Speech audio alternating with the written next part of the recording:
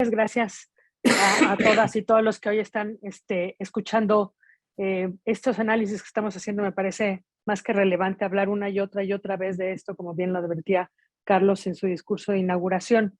Y para sumar a la cifra que decías, entre el 2011 y el 2020, 9 periodistas han sido asesinados que estaban bajo el mecanismo de protección, es decir, ya cubiertos por en alguna medida de este mecanismo, que desde nuestro punto de vista, desde la Alianza de Medios, es un mecanismo que está absolutamente rebasado, que siempre nació como voluntad política, se creó con la administración del presidente Felipe Calderón, y que nunca ha tenido forma ni estructura real para seguir operando, no importa qué administración esté al frente en ese momento. De la administración de Calderón, luego Peña, luego López Obrador, todos han sido diferentes partidos, luego entonces diferentes intereses, diferentes objetivos, y eso ha frenado cualquier posibilidad de que el mecanismo tenga una estructura real de operación.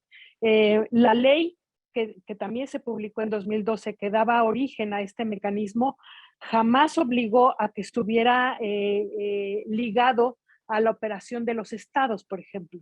Entonces está el mecanismo federal de protección y no es vinculante con cualquier iniciativa que tengan los estados del interior. No es obligatorio que lo estén. Quien lo ha hecho como un compromiso de buena voluntad, digamos, ¿no? Y en la mayoría de los casos termina fallando porque no hay suficiente presupuesto en los estados ni en la federación para llevar a cabo la operación de este mecanismo. En el caso de México específicamente, el mecanismo protege no solo a periodistas, sino a defensores de los derechos humanos. Entonces, eso quiere decir que el mismo presupuesto se divide para dos sectores que están en igual riesgo y en igual posición de vulnerabilidad ahora frente a toda la violencia creciente que hay en el país. Por supuesto, no ayuda la actitud del gobierno actual, que desde tribuna descalifica el trabajo de medios, de periodistas en específico, permanentemente, porque esto lo que ha hecho es, creo yo, volver más fácil el ataque contra periodistas. De enero a la fecha incluso ha habido 2 amenazas directas del crimen organizado contra conductores de noticieros de horario estelar de diferentes cadenas de televisión, vía Twitter. Es decir, ya ni siquiera buscamos un sistema sofisticado de amenaza. Ya la red social es más que suficiente para poner en riesgo. ¿Qué hay frente a esto? Pues no hay un mecanismo que reaccione. Buscaba yo ayer para documentar todo esto que estamos platicando dentro de la página web de la propia Secretaría de Gobernación a la que pertenece el mecanismo, y no está actualizado ni su presupuesto. No está actualizada, no hay transparencia en la forma de operar los muchos o pocos recursos con los que cuenta. Entonces sigue siendo un asunto de buena voluntad, y la voluntad hoy por hoy no existe. Es muy obvio, por ejemplo, en el caso de los compañeros asesinados en Tijuana, que fue lo que hizo mucho ruido y evidenció mucho el crecimiento de la violencia en México este año. Hay 10 detenidos en torno a ellos. Es el único caso donde hay tantos detenidos. Entonces sigue siendo una estructura que opera según el ruido que se haga. No es coherente según la gravedad del problema.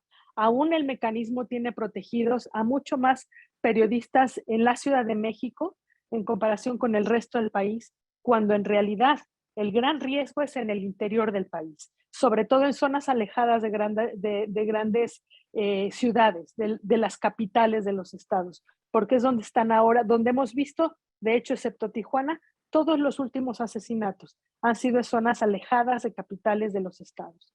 Entonces, no es un mecanismo que opere, no tiene la estructura, no tiene la gente que opera, que es muy poca, no tiene tampoco la formación para atender este tipo de casos, sigue respondiendo a la presión mediática y sigue respondiendo a la voluntad de quien esté en ese momento al frente. ¿Qué creen ustedes de la Alianza de MX, que se podría reformar de la ley, o es simplemente un aumento de presupuesto y una firme decisión política lo que es necesario? Ha habido aumentos de presupuesto. El último año de Peña hubo un aumento de presupuesto, no hubo una gran diferencia en la protección. Creo que la ley necesita ser mucho más precisas, sobre todo en cómo se deben involucrar los estados. De nuevo, una ley federal que no establezca que la vinculación de los estados en este tipo de compromisos, pues no tiene sentido, dado que en los estados es donde sucede el mayor caso de ataques contra periodistas. Creo que tiene que haber, como en todas las instituciones, mucho mayor transparencia en la operación de esos recursos. Es a través de un fideicomiso ahora, tendría que estar obligado a la transparencia, pero creo que también debe haber un reglamento y una capacitación de la gente que está al frente de este mecanismo. A está ligado, igual en algunos estados, depende cómo lo haya legislado cada Congreso estatal, fiscalías especializadas. Ese segundo mecanismo, que ya es una vez que ocurrió algún ataque contra periodistas, ¿no? Tampoco está funcionando bien. Es decir, en ninguno de los casos que nosotros tengamos memoria, ha quedado muy claro el móvil de los asesinatos. Entonces, ni en el programa previo que pretende evitar que crezca el número de ataques contra periodistas, ni en el paso superior, que es el judicial, para que no quede impune los ataques contra periodistas, no vemos que termine en absolutamente nada. La impunidad sigue siendo altísima, la violencia contra periodistas sigue saliendo, valga decirlo, muy barata, ¿no? Entonces, pues no vemos que haya un camino para salir. Creo que la ley se puede mejorar muchísimo. Creo que tiene que haber un presupuesto mucho mejor orientado, es decir, que tenga claridad en cómo se opera, y obviamente tiene que haber vinculación con los estados. Gracias, Marta. Vamos a volver con vos, pero quisiera darle la palabra ahora a Vía, como investigadora responsable del estudio, y además también plantearte cómo ves el tema en la realidad de hoy en Brasil. Lo que decía Marta, el federalismo muchas veces tiene muchos aspectos positivos al dar autonomía a los distintos estados, pero en este caso parece ir en contra de la efectividad del sistema. ¿Es lo mismo que ocurre en Brasil, Vía? Hola Carlos, buenos días, buenas tardes, no sé dónde están todos, mucho gusto y gracias por la invitación a Reporteros Sin Fronteras para compartir un poco de esa experiencia que fue investigar los mecanismos de México, Brasil, Colombia y Honduras. Yo voy a me enfocar hoy en el programa brasileño, por supuesto, pero les invito también a descargar el informe completo que está disponible en el sitio web de Reporteros Sin Fronteras, que trata de los 4 mecanismos de los 4 países donde más se asesinan periodistas en la región. Entonces, muchísimas gracias por la invitación. Yo voy a intentar compartir mi pantalla, a ver si ustedes logran verla. Mientras tanto, Ricardo, si puedes compartir el enlace al informe de Reporteros Sin Frontera a través del chat. Por supuesto, con mucho gusto, gracias. Sí, ¿logran ver? Ahí se ve, sí, se ve perfecto.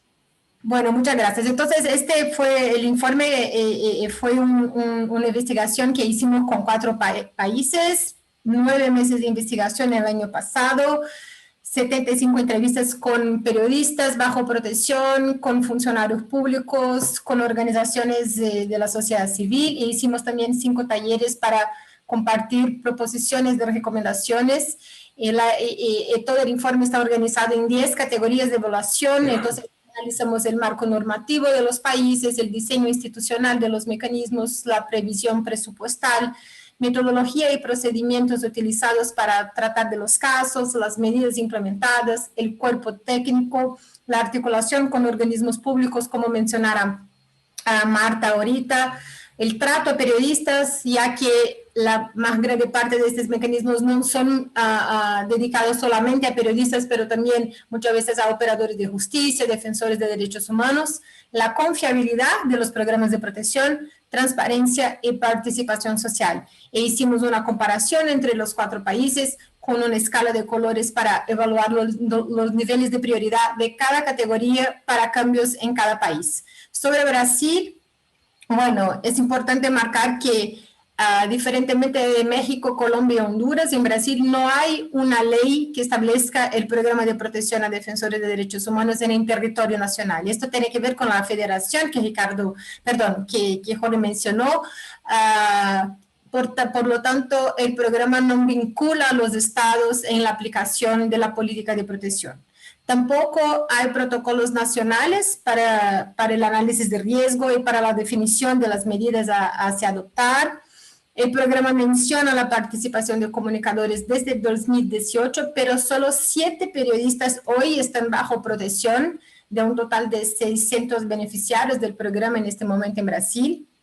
Y hay un acuerdo del gobierno federal solamente con 7 de los 26 estados federados de Brasil para la aplicación de la política de una manera estatal regional.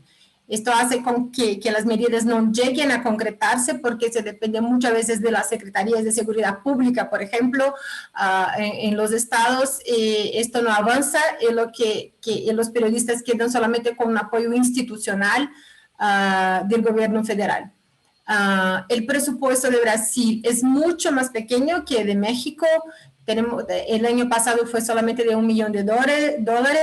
No hay recursos para equipos de seguridad o tampoco para la geoubicación de los solicitantes, lo que es muy común en Colombia, por ejemplo. Hay una ausencia de base de datos pública y de transparencia sobre el funcionamiento del programa, lo que impide su evaluación.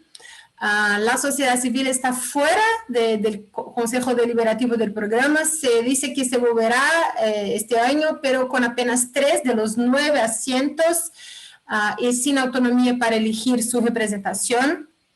Y en general las deficiencias alimentan un clima de desconfianza generalizada en el programa brasileño, lo que se incrementó mucho también en el gobierno del presidente Jair Bolsonaro, que también tiene una práctica de estigmatización y ataque a los medios en Brasil. Una de las conclusiones de Reporteros Sin Fronteras es que mientras se ha entendido como un engranaje aislado de la acción de otras entidades públicas, las medidas de protección ofrecidas por el programa brasileño seguirán poco efectivas.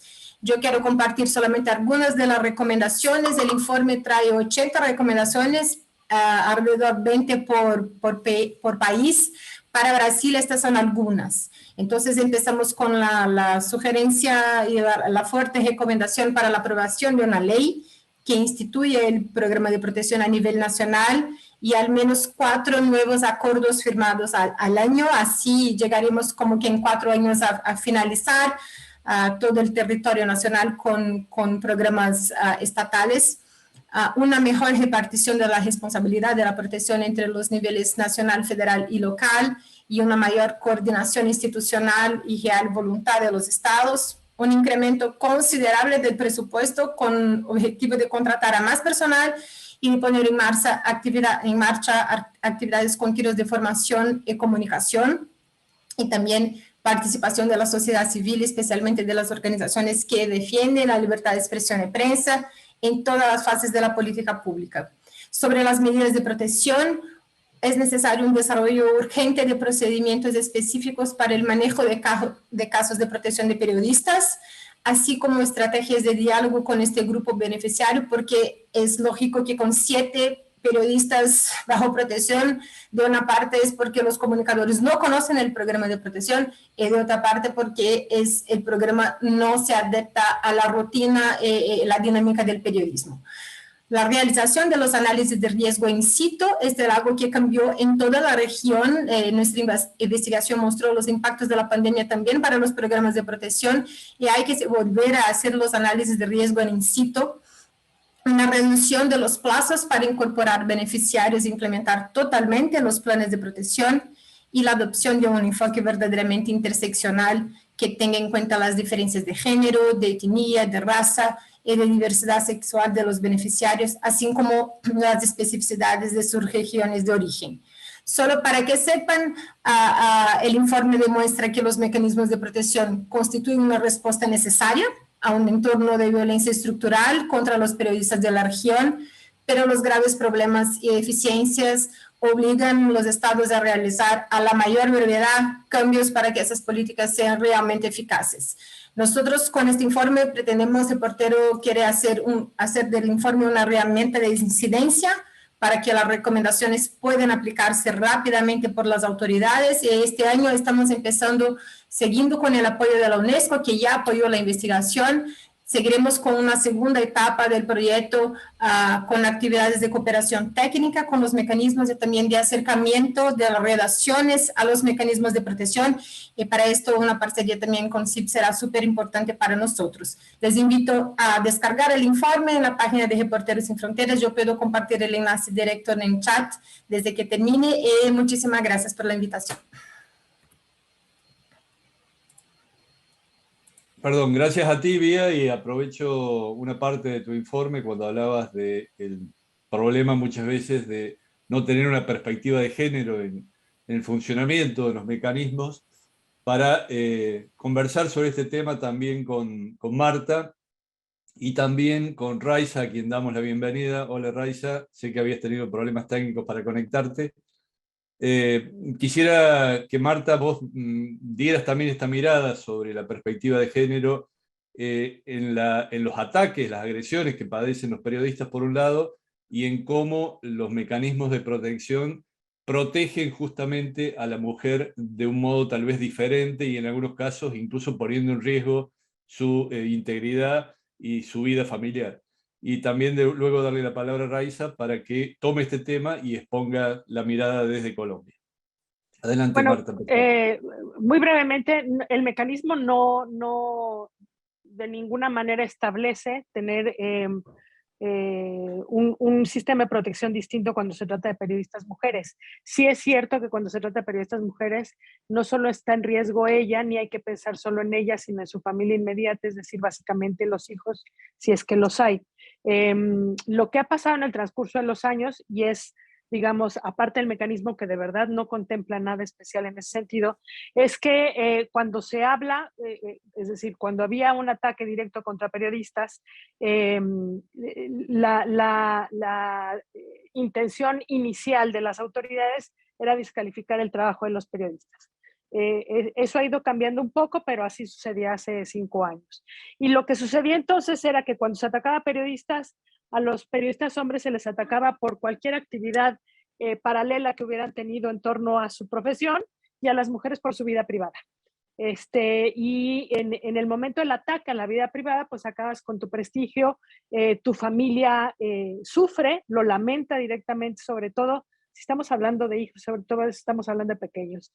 Esto ha ido cambiando un poco en el discurso, pero sinceramente creo yo más que por presión de los movimientos feministas en México que por presión de la autoridad. No hay un convencimiento de que deba haber un trato distinto. Y de nuevo, quizá no es contra la o el periodista directamente, sino la afectación directa con su círculo cercano que se siente, por supuesto, afectado también. Gracias, Raiza. Tu mirada desde Colombia sobre este punto y luego sobre el funcionamiento del mecanismo en sí. Vale, muchas gracias primero pues a ustedes por la invitación de parte de la Fundación para la Libertad de Prensa.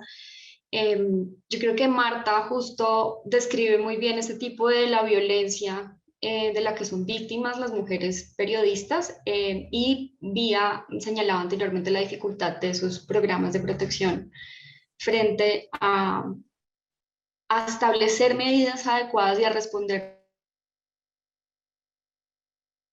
de una manera adecuada, y precisamente este era uno de los temas que yo quería abordar dentro de esas falencias del mecanismo de protección, porque, digamos, si bien es un hito a nivel latinoamericano y tiene ya más de 20 años, digamos, de vigencia, hay muchos problemas estructurales y uno de ellos es precisamente la falta de enfoque de género, que genera una dificultad en la práctica para adoptar medidas eficaces. Por ejemplo, me hace pensar, digamos, cómo desde la estructura de la entidad se deberían abordar estos problemas. Hace más o menos unos 6 meses, el año pasado, la UNP, en todo su proceso de reingeniería, que iba a ser un estamento específico para hacer las evaluaciones de género para las mujeres, es el CR Mujeres. Sin embargo, como lo mencionaba hoy anteriormente, esto propone unas dificultades prácticas porque se deja de hacer una evaluación intersectorial, entonces ya no se evalúa el riesgo diferencial por el oficio y por ser mujer, sino únicamente por ser mujer. Yo creo que ahí desde el lado digamos, estructural de la organización se proponen unos problemas, digamos, que tienen unas implicaciones técnicas en las evaluaciones de riesgo y la Unidad Nacional de Protección. Entonces, finalmente lo que está mostrando es que se implementa el enfoque de género, pero de una manera muy puntual, sin que esto sea transversal, digamos, a todo el procedimiento que se debería, digamos, desarrollar. Inclusive desde las fallas técnicas que nosotros desde la Fundación hemos advertido desde las evaluaciones de riesgo. Entonces ahí voy a ampliar un poco más el tema de cuáles son esas falencias que nosotros hemos expresado públicamente, incluso coinciden en gran medida frente al informe que hizo Reporteros Sin Fronteras específicamente sobre Colombia. Creo que ahí nosotros compartimos en gran medida la visión que Reporteros también levanta de las dificultades y desafíos que hay en el país. Una de ellas es las fallas en las evaluaciones de riesgo, como lo mencionaba anteriormente. Hay una falla en la medida que no se estudia realmente de esos riesgos diferenciados por el oficio y, como decía Marta, por el oficio y por tener, digamos, como estar en la condición de ser mujer, particularmente en las regiones. Para nosotros es muy importante que desde esas evaluaciones se empiece a investigar más, a cualificar mejor los riesgos territoriales, porque en Colombia, como ustedes saben, hay zonas donde el conflicto se acrecienta, en las fronteras es un tema mucho más complejo por los temas de migración y de crimen transfronterizo, y eso son cosas que se están dejando de lado desde el inicio del proceso y tiene una implicación directa de riesgo. Adicionalmente, encontramos que la UNP se está aislando en los análisis de contexto. Por ejemplo, desde el año pasado ya Policía de Derechos Humanos no hace parte, digamos, del comité donde se discute la parte del contexto, y como ustedes bien saben, eso es esencial y es indispensable tenerlo en cuenta, digamos, en ese proceso de entender el riesgo y también, digamos, lo que mencionaba Marta, la adecuación de la medida que se va a proponer para contener el riesgo, pero que no sea tan dificultosa que impida el ejercicio del ejercicio del oficio en las regiones, ¿no? No es lo mismo tener un carro con una escolta en Bogotá que en cualquier otro lugar, digamos, rural en Colombia. Digamos, esas adecuaciones, ese enfoque de derechos humanos está ausente hoy en día digamos, en el desarrollo de lo que hace la UNP. Otro de los problemas que nosotros evidenciamos es la disminución del rol de las organizaciones civiles. Dentro de las organizaciones civiles tenían voz dentro del proceso, se podía, digamos, entrar a un diálogo con la entidad frente a los análisis de riesgo. En los últimos años, para la fundación, digamos, ha sido muy complicado en la medida que hay una restricción de información muy considerable que implica que finalmente nuestra participación, digamos, matrices de riesgo que tiene la UNP. Señor. Sí, no, tienes algunos problemas de conectividad. No sé si tienes posibilidad de solucionarlo. Si es así, le doy la palabra a Sebastián Pastor y luego volvemos contigo. De paso, voy a dejar planteado un tema. No sé, Sebastián, si es parte de tu análisis, pero me parece que hay un punto en común en lo que ocurre en México, en lo que ocurre en Brasil, lo que está empezando a ocurrir en Colombia también, de mensajes estigmatizantes desde la cumbre del poder político o desde dirigentes con proyección, como en el caso del candidato Petro en Colombia, que de algún modo están alentando ese clima de violencia y que pueden generar mayor intolerancia hacia la prensa en distintos sectores. No sé, Sebastián, si lo tienes previsto, pero para que el resto de los participantes vaya también viendo esa cuestión y después lo debatimos.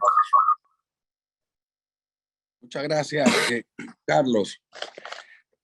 Ciertamente el periodismo vive actualmente una hora oscura, como se ha señalado. Yo quisiera enfocar el tema de Honduras en dos vertientes. Uno, las fortalezas del sistema, y dos, las debilidades. En ese sentido, yo puedo señalar que Honduras crea el mecanismo de protección a los defensores de derechos humanos, a los periodistas, comunicadores sociales y operadores de justicia en el año 2015, producto de la presión internacional, producto de la presión de la sociedad civil y sobre todo debido a que en los últimos 20 años en Honduras han habido 85 asesinatos de periodistas y de dueños de medios de comunicación.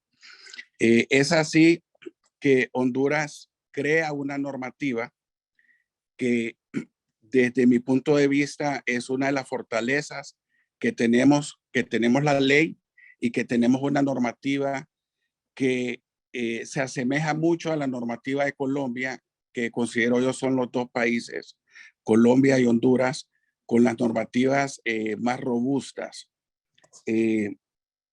Crea la normativa en el 2015 y a la fecha este mecanismo no ha dado los resultados deseados, fundamentalmente porque el mecanismo depende en esencia de las ejecutorias de la institucionalidad, y la institucionalidad ha evidenciado y ha mostrado una incapacidad total en poder avanzar con este mecanismo. Entonces, es ahí donde tenemos el primer problema, en la debilidad institucional.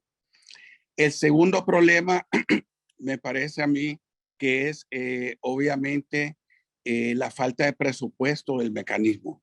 El mecanismo de Honduras en el año 2019 tuvo un presupuesto de aproximadamente $750,000 y actualmente el presupuesto del mecanismo de Honduras es de $450,000. Con esa cantidad de dinero es virtualmente imposible poder avanzar y poder tener un mecanismo en el país exitoso. Ahora bien, la estructura del mecanismo de Honduras es una estructura tal y como está plasmada en la ley, una estructura muy interesante. ¿Por qué? Depende el ente rector, depende de la Secretaría de Derechos Humanos, Descentralización, Justicia y Gobernación. Ese es el ente rector. Pero de ahí se desprende una dirección del Sistema Nacional de Protección, que es el ente ejecutivo del mecanismo, y también el mecanismo contempla un Consejo Nacional de Protección que sirve como un mecanismo de consulta, un mecanismo de acompañamiento, y este consejo consultivo está conformado por aproximadamente 14 entidades adicionales, entre ellos el Poder Judicial, la Procuraduría General de la República, el Colegio de Abogados, el Colegio de Periodistas de Honduras, la Asociación de Prensa de Honduras, la sociedad civil, asociación de jueces, asociaciones de fiscales. Todo este comité, este Consejo Nacional de Protección, brinda un acompañamiento. Ahora, ¿cuál es la debilidad? Que en la ley está plasmado que el Consejo se debe reunir cada mes, y yo creo que la última reunión del Consejo habrá sido a mediados del año pasado. Entonces, tenemos una debilidad manifiesta en la institucionalidad para poder aplicar la ley, porque la ley existe y la ley, considero, reitero, repito, es una buena ley la que tenemos en el país. Me parece a mí que entre los pasos que Honduras debe dar es asignar un presupuesto directo al mecanismo.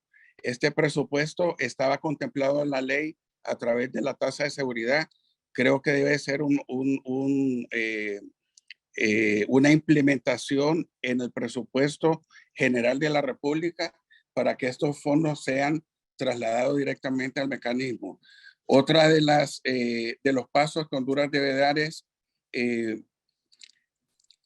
una capacitación del personal, sobre todo aquel personal que está a cargo de el análisis de los riesgos. Me parece que Honduras tiene una gran debilidad en el análisis de los riesgos porque no tiene el talento humano capacitado y tampoco tiene el número de personas adecuadas.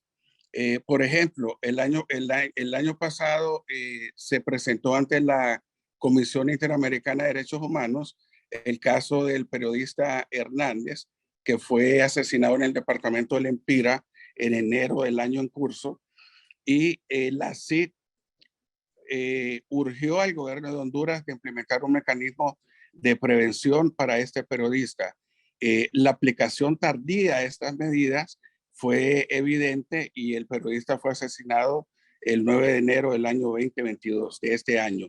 Entonces, esta capacitación es urgente y al mismo tiempo yo considero finalmente que es esencial un acompañamiento a los beneficiarios, no solamente desde el punto de vista de una seguridad por parte de las fuerzas de seguridad del Estado, sino que también un acompañamiento integral, un acompañamiento psicológico. Hay periodistas que tienen que ser reubicados y se les tiene que garantizar un retorno seguro al país y un acompañamiento en cada uno de los diferentes niveles. En relación a lo que comentaba Carlos sobre la estigmatización, Honduras no ha sido una excepción en este sentido en años anteriores. Acabamos de tener una transición de gobierno en enero de este año. La presidenta actual, la presidenta Xiomara Castro Sarmiento, en su campaña y en su toma de posesión, prometió un respeto irrestricto a la libertad de expresión, de prensa y de opinión. Nosotros confiamos en esa promesa de la presidenta Iris Xiomara Castro Sarmiento y esperamos que pueda ser un compromiso que se mantenga durante toda su gestión. Sin embargo, como lo señalé en anteriores ocasiones, otros gobiernos han utilizado la estigmatización y el discurso de polarización y de confrontación con los medios de comunicación del país. Gracias. Gracias a ti, Sebastián. Bueno, un poco lo que planteábamos, ¿no? Es decir, una buena ley, pero mal implementada, lo que demuestra claramente es una falta de voluntad política. Y esa voluntad suele estar muchas veces observada en esas expresiones desafortunadas, por decirlo de algún modo, y en muchos casos claramente irresponsables de gobernantes o de dirigentes políticos que se expresan en contra de la actividad periodística sin ver que hay otros sectores que pueden aprovechar ese clima adverso para descargar violencia. Creo que es el caso claramente de México, Marta, donde vemos una permanente diatriba del presidente López Obrador contra los medios de comunicación en general y contra periodistas, en algunos casos con nombre y apellido y en otros casos en forma ambigua o anónima, con lo cual deja a todos en la picota, ¿no? Sí, ante la última, digamos, llamada de atención sobre el crecimiento de violencia contra periodistas, el presidente dijo, lo que voy a hacer ahora, porque parece que cada mañana lo que se le va ocurriendo lo dice en voz alta, con los riesgos que eso pueda traer, lo que vamos a hacer ahora es recortar de nuevo el presupuesto de publicidad para los medios, y ese dinero que nos ahorremos lo vamos a dedicar para darle seguridad social a los periodistas independientes. Eso lo dijo hace 2 semanas. No está mal que los periodistas independientes tengan seguridad social, al contrario, está muy bien, pero una cosa no quita la otra, es decir, una cosa no sustituye a la otra. Una medida en favor de bajar el tono o de hacer algún pronunciamiento que vaya en favor de la defensa de los periodistas, de su actuar, de que puedan salir a trabajar sin riesgo, de que les griten, los ataquen, los amenacen, en fin, eso no ha habido. De nuevo, sería muy buena idea que la ley fuera mucho más precisa, que de la ley derivar un reglamento, porque entonces no importa el punto de vista de una persona, la estructura queda, esa estructura quedó coja, ¿no? Y creo que el informe de Reporteros Sin Fronteras es muy puntual en eso, incluso las recomendaciones que hacen van en ese tono. Tristemente, para caminar hacia allá necesita haber voluntad política. Y ahorita, y yo creo que por lo que resta de esta administración, no la veremos. Gracias. Raiza, en el caso de Colombia, hubo también algunas expresiones de Gustavo Petro en la campaña electoral. ¿Crees que el clima se está enrareciendo en materia de libertad de prensa a nivel de dirigencia política? Claro que sí. Yo creo que lo que hemos vivido en los últimos 2 meses y cada vez lo sentimos más, pues es claro, el uso de estas expresiones desafortunadas, de las estigmatizaciones o de estos cuestionamientos públicos sobre los vínculos de los periodistas con ciertos fines políticos, hacen un daño muy grande al debate público en Colombia, particularmente pues en el marco de las elecciones. El caso de Gustavo Petro, que es uno de los candidatos presidenciales, digamos, con más capacidad de difusión, sobre todo de este tipo de mensajes a través de Twitter, en este caso concreto, son muy problemáticos porque efectivamente nosotros hemos podido evidenciar que tras cualquiera de estas menciones, sí se genera un riesgo físico para los periodistas que son puestos en cuestionamiento. De hecho, hace una semana tenemos un caso muy reciente precisamente sobre esto, que si bien no es sobre una declaración de uno de estos candidatos, sí hay muchos cuestionamientos alrededor del periodismo de investigación que denunció unas violaciones de derechos humanos por parte del ejército, en la que participaron 3 medios de comunicación, algunos de ellos independientes, y la consecuencia directa o casi que la inmediatez podría uno pensarse que hay una conexión real desde las declaraciones a las amenazas.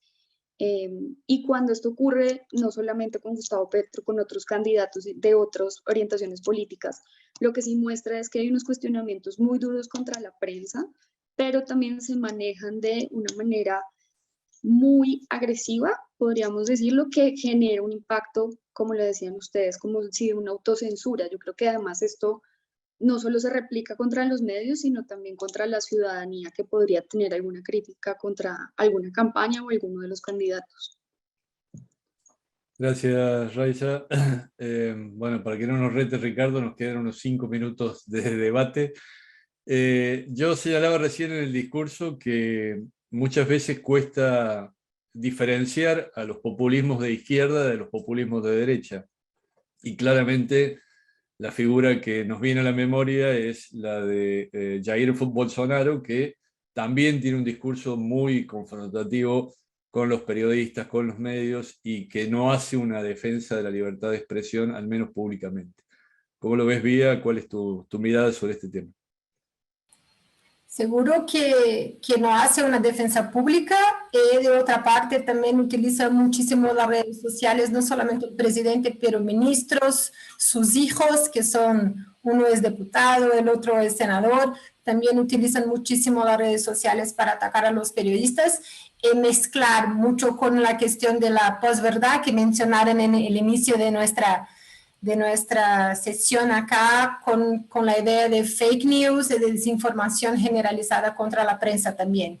Esto genera, Reporteros Sin Fronteras va a lanzar un informe en la semana próxima junto con una organización brasileña que se llama Género y Número, para mostrar el impacto de la desinformación en la labor periodística, porque la pérdida de credibilidad de la prensa provocada por la acción de las autoridades contra el periodismo, utilizando medidas desinformativas, genera un espacio abierto para la violencia, para toda suerte de agresiones.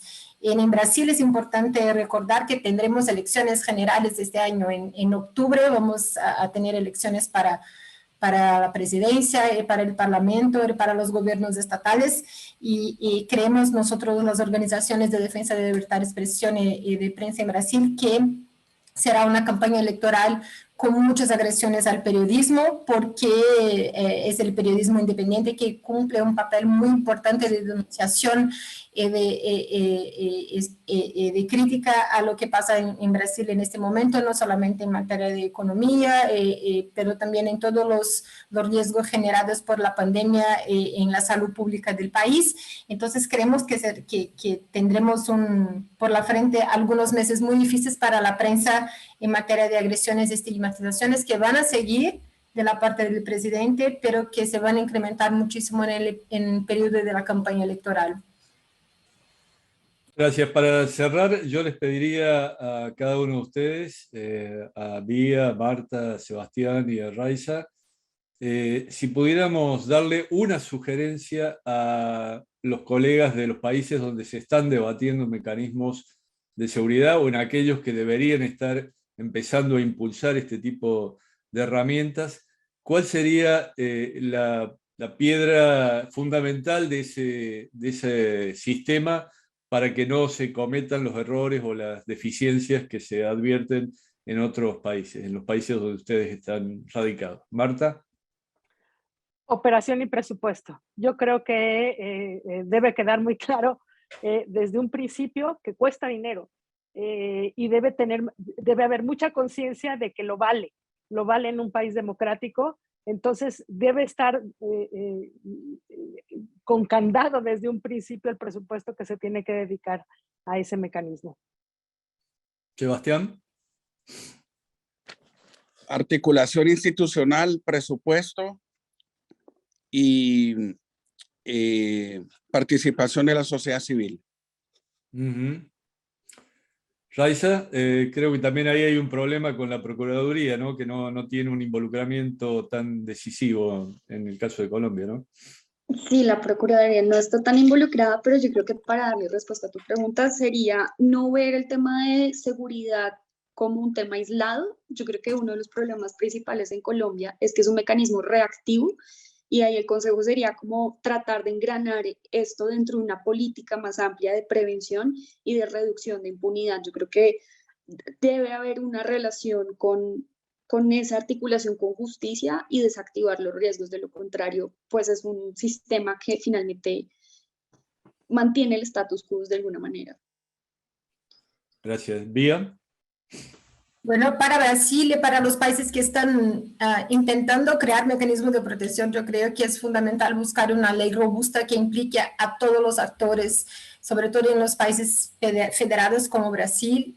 Hay que implicar los estados, hay que implicar las municipalidades, hay que implicar también, además del gobierno federal, los otros agentes del poder de la justicia, por ejemplo, porque la cuestión de la impunidad alimenta muchísimo esta perpetuación de la violencia contra los periodistas. Entonces me parece que tiene que ver un poco con todo que Marta, Sebastián y Raiza ya mencionaron, pero para Brasil destaco también la cuestión del marco normativo porque eso no hace mucha falta. Dependemos muchísimo de la buena voluntad de los gobernadores que se cambian a cada 4 años para garantizar una política que tiene que ser permanente. Bueno, muchísimas gracias. Realmente muy valiosos los aportes que han hecho cada uno de ustedes y creo que no solo son valiosos para mejorar los sistemas que se han demostrado ineficientes en Honduras, en Brasil, en México y en Colombia, sino que también son una señal hacia adelante para aquellos países como los que mencionábamos recién, Guatemala, Bolivia, El Salvador, que están empezando a recorrer ese camino y que deberían tener esta experiencia en cuenta.